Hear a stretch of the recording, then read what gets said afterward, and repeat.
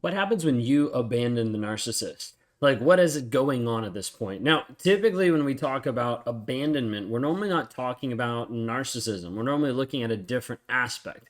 Let me explain really quick. So, you've got inside of the cluster B categories, you've got four different types. You've got antisocial, you've got histrionic, you've got narcissism, and you also have borderline. Okay. Now, borderline, or we'll just write it in here to make it easy, BPD. Okay. Borderline personality disorder. Let's try it again. Borderline personality disorder. Okay. Underneath that, typically the main thing underneath is abandonment. Okay. Now, underneath abandonment is kind of like I'll term it a lot of times as being like the raging river of like this is all of the shit that's underneath borderline that they don't want to deal with and that they don't want to work through or that they're avoiding a lot of times. But it's this piece of abandonment of like I have to avoid abandonment or else my worth, my value, all that kind of stuff. So don't leave me, kind of a thing. Sometimes people BPD like are perfect partners for narcissism because they're in this karmic loop, like they can't stop in one sense. But then you have NPD, narcissistic personality disorder, and the underlying piece under that, between abandonment and then NPD, is this piece of shame.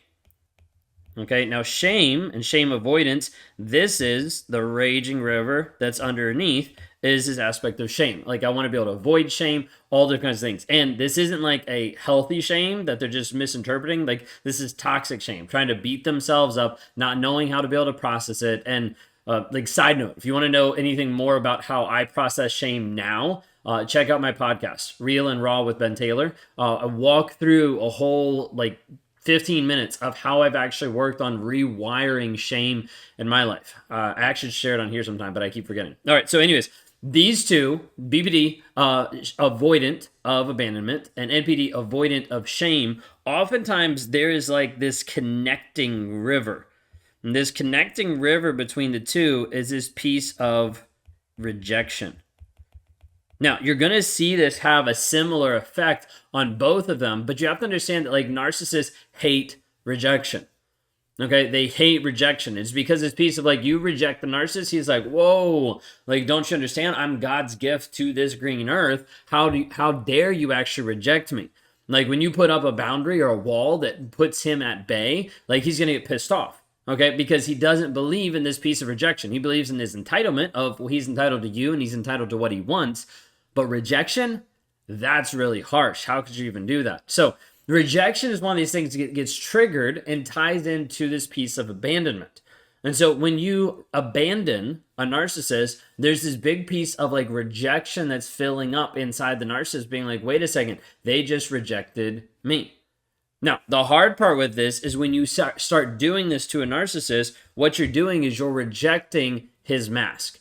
So I need you to understand, like all narcissists have a mask. Okay, like they have a projected like version of themselves that's over here that is different.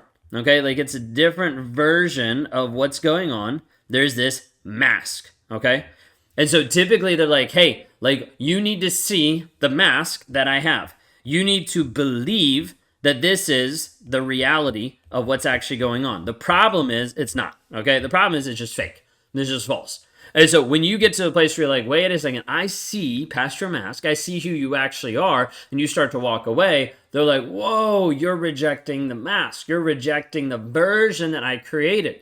Because the narcissist created this version, okay? Like he created this version over here that it comes across a certain way. Maybe it's that it looks good to society, okay? So he looks like a good person. Maybe it's this piece of like, oh, he's like perfect.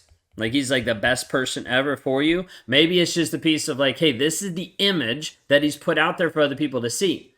And so when you actually start to move away from that, he's like, whoa, you're rejecting me.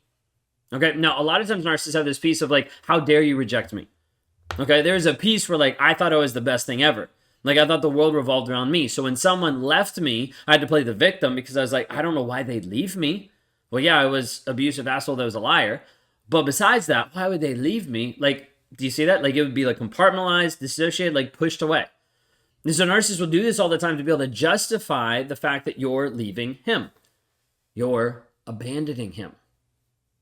Now, here's where it gets interesting because the narcissist will use this to play it to his advantage. That image that he had of being a good person, of being a good guy, of looking perfect, all of a sudden gets tarnished by you leaving him. So he could own up and he could say, yeah, she left me because I cheated on her, because I was abusive, because I was an asshole to her. But he's not going to do that. He's not going to do that because that makes his image look bad. That makes the mask look like he's a bad person.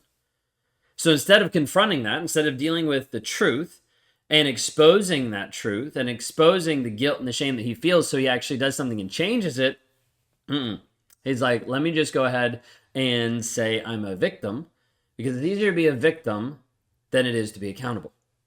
And see the narcissist create a new reality, a new mask that's all focused on his image, how he looks, to be able to get other people to believe his story, to believe his version of reality. So he can either get other supply, he can bring people onto his team, he can get flying monkeys, he can triangulate against you, like he can do a smear campaign, all these different things, because now he's the victim because you abandoned him. You're going to see this in the relationship so many times where he's been saying stuff of, I don't want to be in this relationship, I just want to leave, I just want to get out, over and over and over again, and then he won't do anything.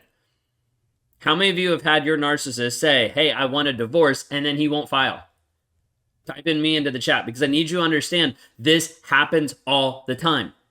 And if you see someone else in the comment, you can be like, oh, they actually need some support because they're going through a crazy making experience where he keeps saying, I want a divorce. He keeps saying, I want out. He keeps saying this is the worst relationship ever, but he does nothing to do it. That's because he's a coward and a liar. That's the easiest way to be able to put it. He's a coward and a liar. He's not willing to actually do what's required to stand up as a man and say, this is what I want. Instead, he wants to take the easy way out, and that is make sure that he stays a victim by you leaving. You see, if he can get you to leave, then he looks like the victim because you abandoned him, because you walked away. And he'll have all these stories that he's going to put around to be able to say, oh, she left me, but I was still trying. She left me, but I was being faithful. She left me, but I apologized. It's all going to be like put in a certain light to try to make sure that he looks good and you look like the crazy one. He's going to say this to your kids of mom left us. When in reality, it was his actions that prompted you to leave to be able to get your sanity back. But he's going to try to manipulate it.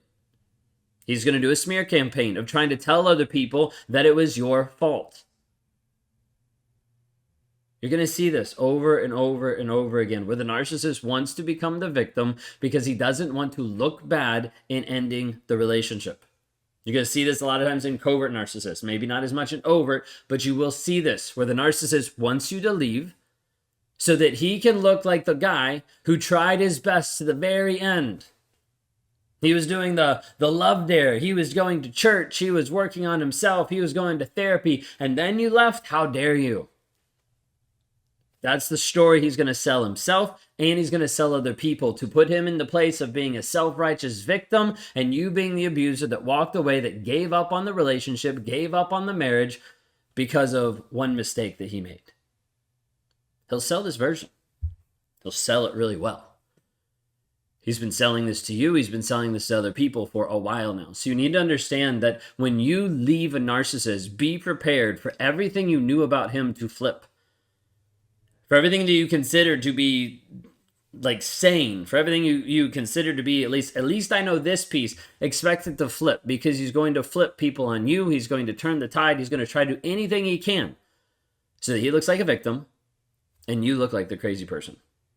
When the narcissist gets triggered with his piece of rejection, gets triggered with his piece of abandonment, it activates his own level of shame. When that comes up, he can say, oh, I can either expose this and show the mask, show the shit that's inside, and I can deal with it, or I can run and hide, and I can make it seem like it's all your fault. He chooses that route virtually every single time because confronting his pain, confronting his past, confronting the stuff that he's done feels impossible, feels like death. So he'd rather make your life hell than he would actually own up to the shit that he's done. If any of this resonates with you and you're wondering how to get free, please go to the link in my bio, go to rawmotivations.com/breakthrough. I want to help you get free today. We've worked on building programs and tools and community of women that are growing and empowering themselves to live to the fullest and breaking free from the toxicity mentally and emotionally so they can actually live and maximize who they are.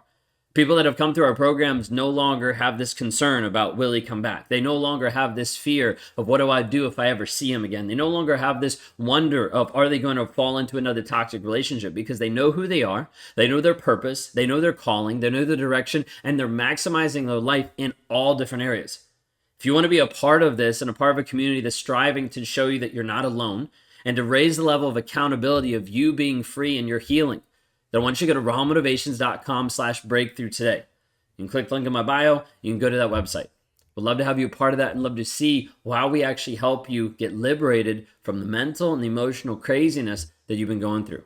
If you haven't already, hit subscribe, like, rate, review. If you're listening to the podcast, thanks so much. Give us a rating. Share this with someone that might be struggling with this topic today.